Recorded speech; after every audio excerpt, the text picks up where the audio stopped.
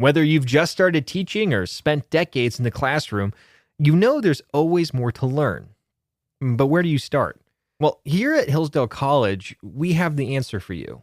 Tried and True, a primer on sound pedagogy by Hillsdale College professor Daniel Copeland. In this little book, you'll read lessons from more than 25 years of Dr. Copeland's classroom experience. It's all distilled into 14 easy-to-read chapters on lesson planning, assignments, and classroom management, and it will help you improve your skills and inspire you as a teacher, one of our most important professions. Whether you've been in front of the classroom for years or this is your first year, when you read Tried and True, you'll find something to help you keep improving every single day. You don't need to go at it alone. Let Dr. Copeland's real-world experience encourage you and inspire you. You can get your copy today at hillsdale.edu/true. That's hillsdale.edu/TRUE. Thanks for listening.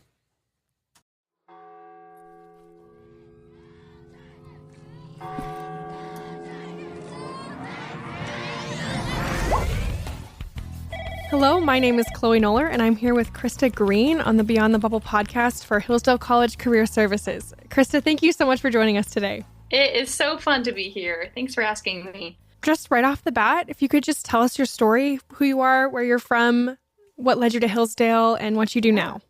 It's funny being on this side of the table because normally I'm the one asking those questions. So I am from Spokane, Washington. I went to Hillsdale College, obviously, and graduated in 2020, year of COVID. I started out studying, well, actually, maybe I'll go a little bit farther back because I almost didn't go to Hillsdale College. I almost went to a school in Scotland because I have dual German citizenship, and it would have been cheaper for me to go there before Brexit. I don't know how that would have impacted it. But I was going to study social anthropology at University of St. Andrews in Scotland. And I took a summer course, and the person who I took it from identified as a cat. And I was like, I don't think I can do this. I think I don't feel quite ready to be thrown into the frying pan. So I made a swerve and ended up going to Hillsdale, which was one of the best choices I've made in my life, second to my faith and who I chose as a husband. But I went into studying sociology at first, and then those classes were really interesting. They studied more so people groups, and I realized that I enjoyed more so understanding the individual and was fascinated by people groups. My husband and I, our dates are people watching, and we love watching people groups. But then I made a switch to psychology, and definitely was a good switch. That switch happened my sophomore year, and I was an Olds RA, and that ended up being my favorite thing I did in college was being an RA because I enjoyed those one-on-one conversations. I enjoyed guiding gals through life, and I realized how much it helped me process my own life too in supporting them. So I switched to studying psychology in sophomore year and loved Dr. Barnes, loved how philosophical it was, and continued from there on out. I finished in 2020 and conventionally got married in 2019. And I then decided to get my master's. I was going back and forth on what master's program to do. And I ended up choosing a master's in clinical social work over a master's in counseling because I learned that I wasn't sure if I only wanted to do counseling. Now that I'm in this role of counseling, I'm like, yep, I don't think I want to change this. But the nice thing with social work is that you can choose or have more options. And so I wanted to make a choice that would open up more doors rather than just a few doors in case I wanted to make a change down the road. So my husband at the time was working as an admissions counselor for Hillsdale College in the Pacific Northwest region, and they were going to move us out here. We needed to live near some major airport for the traveling. And the only Christian program at the time was George Fox, which is where I got my master's in clinical social work. And then I I made that choice because I knew that this field is can be intensely liberal, and I wanted to make sure that I surrounded myself with a few strong Christians who aligned with my faith and my faith perspectives to help guide me in this path. So that's why I chose that school. Had 2 years in that program, and then straight after that, and this is in Portland, Oregon, where I am still living with my husband and now 1-year-old baby. But straight after that, didn't have any kiddos yet. So I worked as a crisis child and family therapist in community-based mental health work. And that was for children and families. And it was with children who were suicidal or homicidal. And that job was super intense because I was on call called 24/5. So 9 a.m. on Monday until Friday at 5 p.m. I was on call day or night to respond to the homes of these kiddos who were experiencing suicidal or ideation or homicidal ideation. So that was a very intense job. I did that until I gave birth to my daughter. And after that, I had accumulated enough hours. I'm working towards licensure, which is anywhere from a 2 to 5 year process. I had enough hours that I could switch to a group practice. And I had my 3-month-old baby and was like, I do not want to go back to on-call crisis work. And I just Google Mapsed what are some Christian counselor settings. Another piece of that is in my crisis mental health job, that was really intense because a lot of the clients I was working with at the time were transitioning, which was a tricky thing to work with faith-wise, and knowing how to support them and also be congruent with my own faith and how I believe God created us. And I was looking forward to making a transition to a faith-based company where I could be more congruent with my faith. So that's what I did. I Google Maps what are Christian group practices nearby. I found one 5 minutes away so I could come home and nurse in between sessions from time to time. And that's where I still am now. So a year later, I now predominantly work with ages 16 to 36. I have a few outlier clients, a few couples, a few older, a few younger, but I love the 16 to 36 age range. It's the season of transition. And about 50% of my caseload is faith-based clients. So they come to me specifically because I am a Christian counselor, and the other 50% found me on Psychology Today, which, little plug for that. That's a way to get connected with counselors or therapists all across the country. So that's my story of how I got here in a long nutshell. That's quite a story. I'd love to just take a step back to Hillsdale, though. So you said you were an Olds RA. What else were you involved in on campus? And how did you enjoy your psychology major? Oh my goodness. Just the golden days of life. Yeah, I was an Olds RA. I then moved into Mock as a head RA. And then my senior year, I got married the year before my senior year. My husband was also into RAing, and we were the suites house directors back when it was male and female. I was a Kappa bid, and so I joined Kappa, I think my junior year, and led the Bible study there. I was a CCA girl, so I was on the CCA team. I worked at AJ's. I been a student ambassador, and then I minored in German as well, and really just loved residence life and the connections with ladies there, and really just had a wonderful time with professor relationships and just how much professors cared.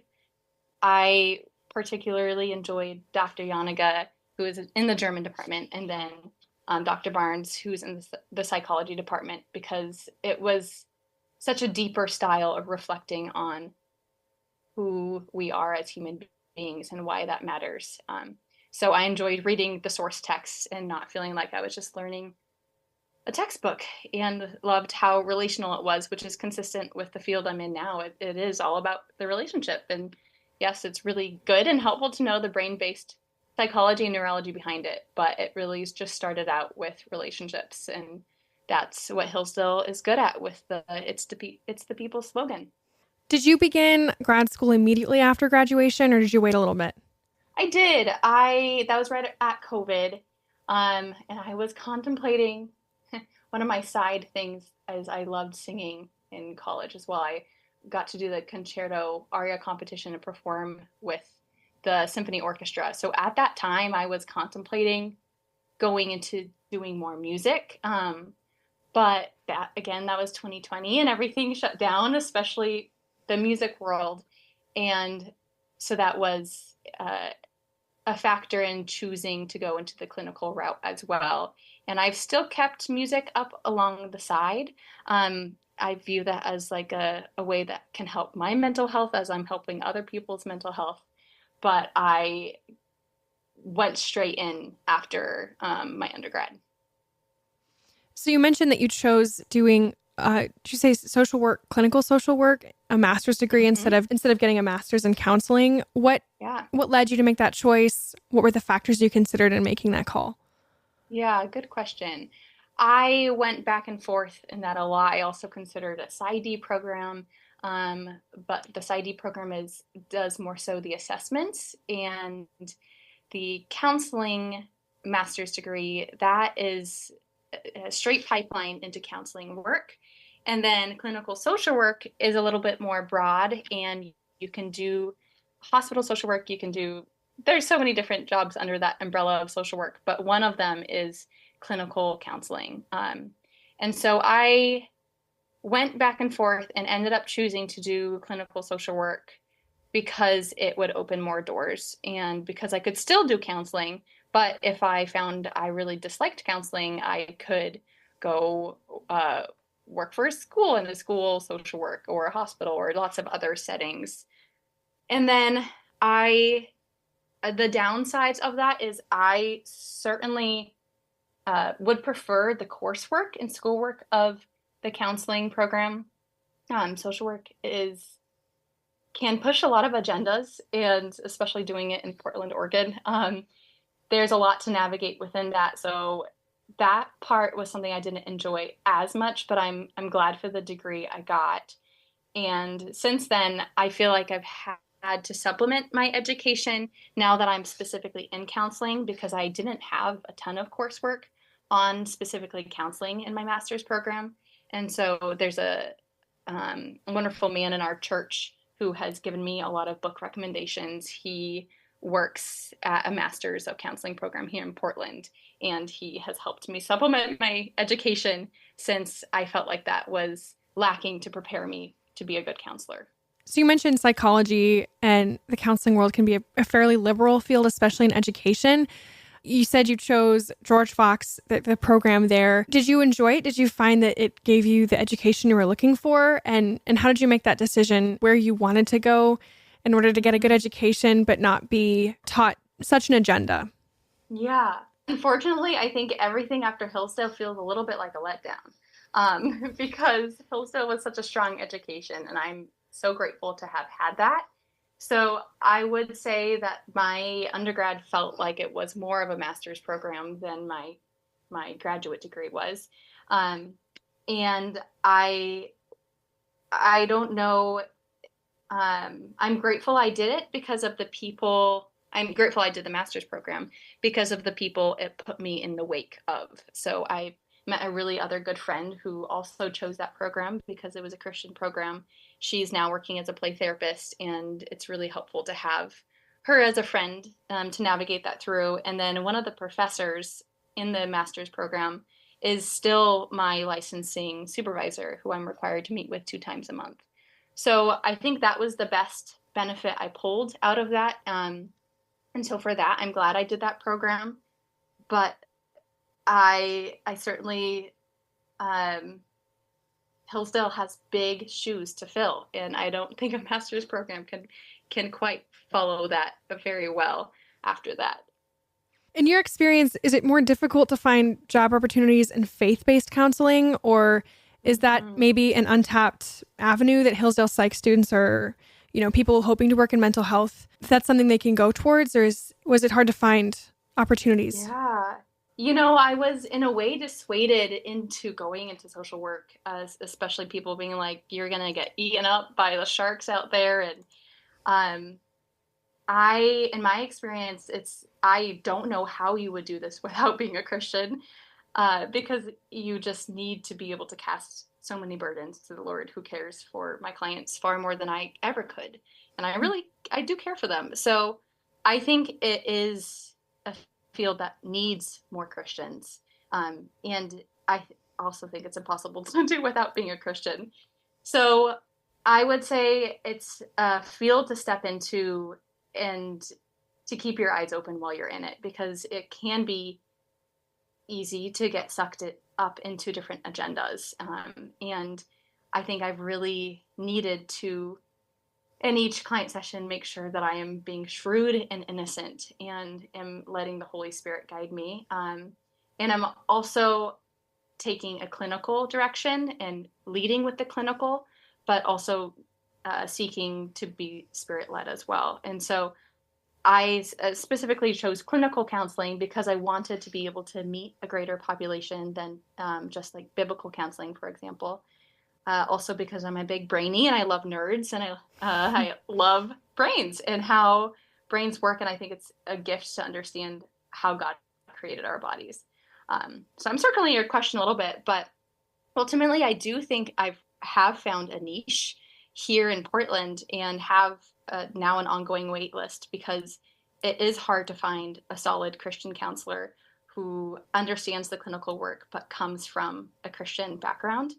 And so I think going into it, you need to be prepared to not only work with Christians. If you only want to work with Christians, then perhaps biblical counseling is a better direction to go.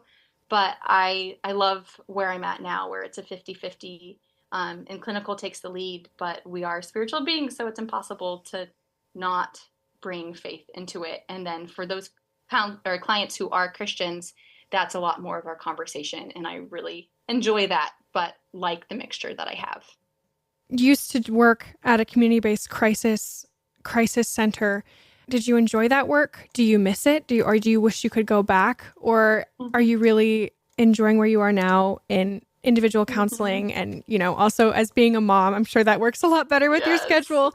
I am, again, glad I did it, and I definitely don't want to go back. It was a good center I worked at. A lot of community-based mental health crisis programs are not run very well, and this program was. They're run well. They had good supervision model, which I really appreciated.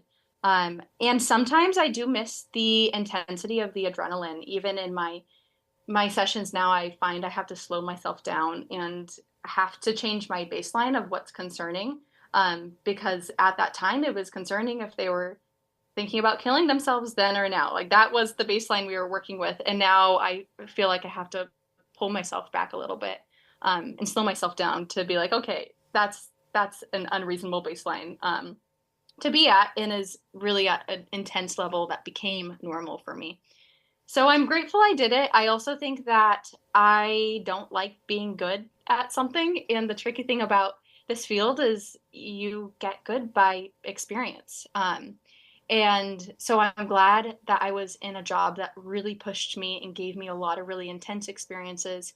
So I have more understanding of different systems, of school systems, of DHS, like foster care systems, legal systems that I can now use in my practice. So I'm glad I did it. I am so glad I'm out of it and am in a much better family work-life balance possibility where I'm not worrying about my clients as much. And I'm also glad I shifted from working with kids to adults, and I found that it was harder. I would worry more about kids because I felt like they had less choice in agency in what was going on in their lives. And I have loved switching to adults. I also enjoy the more rational work. I do what's called cognitive behavioral therapy in my work, and it's reason-based, which is congruent with how I work. And that's something that is harder for kids to do. So really glad I had that foundation, and also really glad to have moved on. So now you say you're a new mom. That's so exciting. Congratulations. Thank you. How have you navigated you just mentioned the work-life balance with a new baby. Yeah. How has that been for you? Really good and really hard. And I think that means it's going well because it's something that needs to be hard. I think the fact that it's held in attention of it's hard to work and it's hard to be home full time with my daughter. And the fact that it's held in tension means it's in a good place.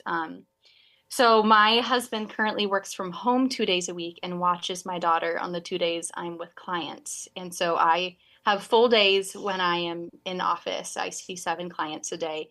And then I do my notes and casework and correspondence during her naps on the 2 or 3 other days a week that am home with her. And I think it makes for really good work-life balance. I think I joke with my husband that it is helpful to for my mental health to focus on other people's mental health, because it really can put my life in perspective. And sometimes I can be stuck in my own rut. Postpartum anxiety is something that I struggled with in my first few months of postpartum. And I honestly think that returning to work and helping other postpartum mothers helped me get out of that headspace by thinking about it from a clinical lens and helped me get to a more clinical lens of how to support myself. And so I think it's been a really good shift. I'm so grateful to be working part-time. And I honestly think it makes me a better mom because I'm supporting other young moms. And so I'm thinking about what is helpful to childhood development. And it is really good to get little breaks and to wear my old professional hat. And then I love coming home and being with my daughter. And I'm grateful that it's not a full-time job. So in a way, even though it's still very hard, I feel like it's the ideal experience. What is your advice for other students, at Hillsdale, maybe in the psychology degree, maybe in sciences, but looking to get into this field, Christian specifically, trying to navigate all of the education programs out there and different jobs that they could get and trying to stay true to their faith and their principles? What's your advice for other people looking to get into the same field? Oh, so many different ways I could go with this. I think the first is solidity in your own relationships, and faith is primarily your relationship with God is one of the biggest aspects to this. And I think continuing and gleaning wisdom, and we know that fear of the Lord is the beginning of wisdom, and you do not want to be an unwise counselor. So I would first encourage to deepen in your faith and find ways to grow, find a mentor, maybe work with a counselor to be attuned to what's going on in your own life, because you don't want that to get in the way of what you're helping other clients with. So I would encourage an intentionality in faith and an intentionality in working through your own past of what comes up and what was hard and how to look that in the face and cope with that. Currently, I would also say that it is a very liberal field, and for that, it is good and necessary to have other people reminding you of truth along the way. My husband has been my biggest truth advocate all throughout my field, and wrestling with different things. I would come back from grad school classes being like, well, maybe this is true, and then we'd wrestle through it, and he has done a wonderful job in drawing me back to what is good and true, and ultimately is this like, what would God say about this? So I think it's really important to not swim in this alone, but to have people that are trusted, solid people that you can be like, hey, if I start straying and saying like some wacko things, can you check me and draw me back in? So that community is necessary and important. I also think it's important to continue to be a forever learner and to continue reading. I am loving right now Anatomy of the Soul. If you're curious about this field and faith integration, Anatomy of the Soul, I believe it's by Kurt Thompson. He also wrote The Soul of Shame.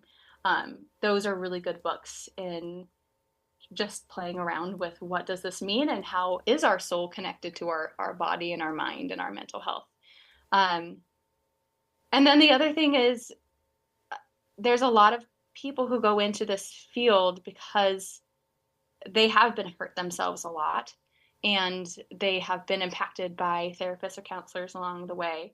And I think that's really noble and understandable that you would want to continue that. But I would check that motivation, because I think it can be dangerous to be in a field if you still feel like you're bleeding. And so I think it's important to know that you are in a stable enough place. Obviously, stability is nothing that we're ever fully stable. I felt that a lot throughout my first year being a mom.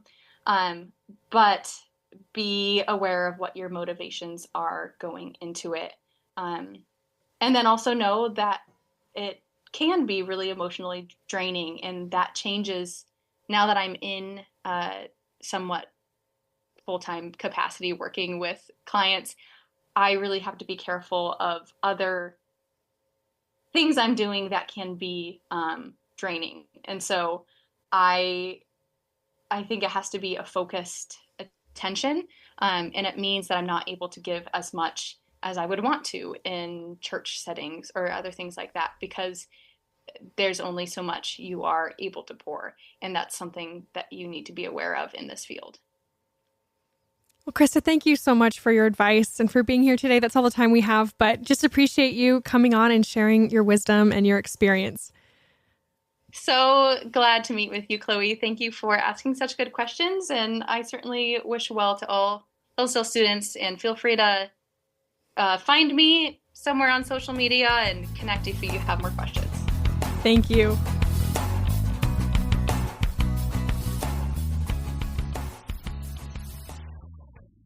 Hi, I'm Benjamin Payne.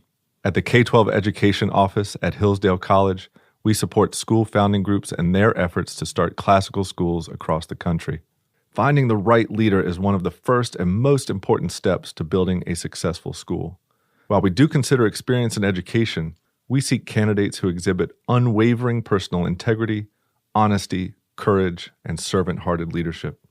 Perhaps that's you. If you're looking to engage in fulfilling, impactful, and challenging work protecting our nation's future and building up the next generation of virtuous citizens, we'd love to hear from you. I'm looking for strong school leaders right now.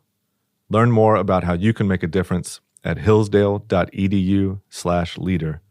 hillsdale.edu/LEADER. That's hillsdale.edu/leader.